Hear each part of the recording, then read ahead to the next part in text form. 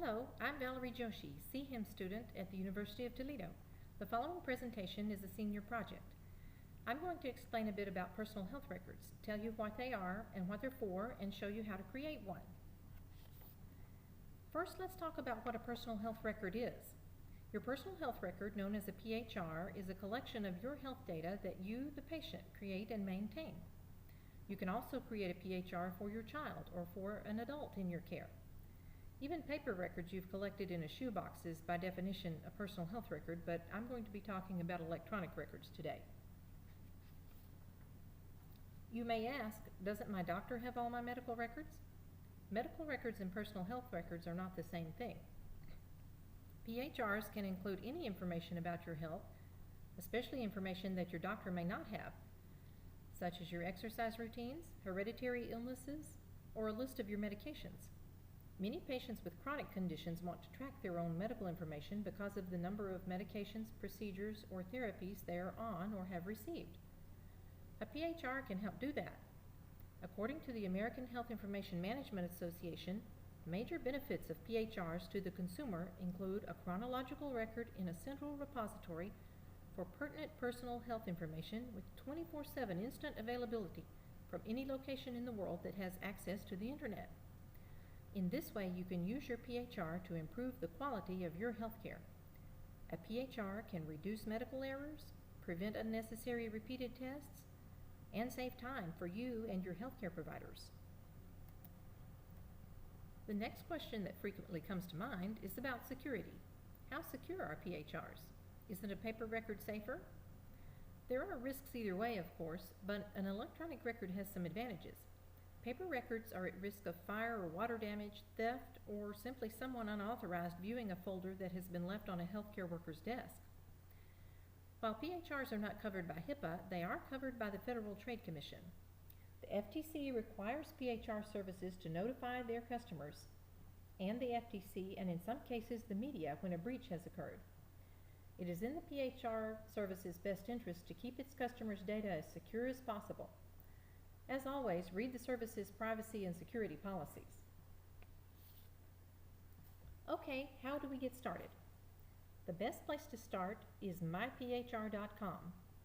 This site, created by the American Health Information Management Association, has great information about PHRs, step-by-step instructions for creating them, and even videos discussing the importance of PHRs. Start collecting your records from your healthcare providers. HIPAA requires that healthcare providers give you access to your records within a reasonable time. Depending on the format your providers use, you could have some paper and some electronic information. You may find that you already have much of the information you need to get started, such as prescriptions, personal histories, and so forth. Next, start looking at some of the PHR services that are available. Some insurance companies and employers offer PHR services, as well as some of your healthcare providers themselves. Some are free, some charge a fee. The Veterans Administration has a free PHR service for its members called healthevet.com. And the American Health Information Management Association also offers a free service. Again, read the privacy policies and terms of use. They vary from service to service. This is the VA site, My Healthy Vet. It's designed for veterans, active duty service members, and their dependents and caregivers. Besides being a repository for your health information, it lets you view your VA appointments and lab results and refill prescriptions online. Here is myphr.com that I mentioned earlier, sponsored by AHIMA. This comprehensive resource gives information on everything from creating PHRs for children and students to avoiding medical identity theft. There's even a video featuring John Walsh of America's Most Wanted discussing the importance of personal health records.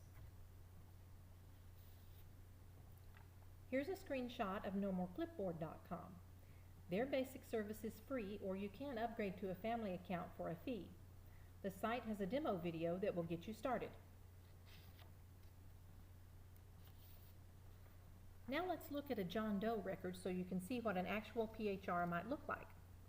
Mr. Doe sets up an account and enters his pertinent health information, all his medical history, current meds, current health issues, allergies, even his photo. When Mr. Doe has his record complete and is ready to make an appointment with his doctor, he selects the areas of the record he wants his doctor to have access to, prints an ID card, called in this case an NMC 911 card, and takes it to his appointment.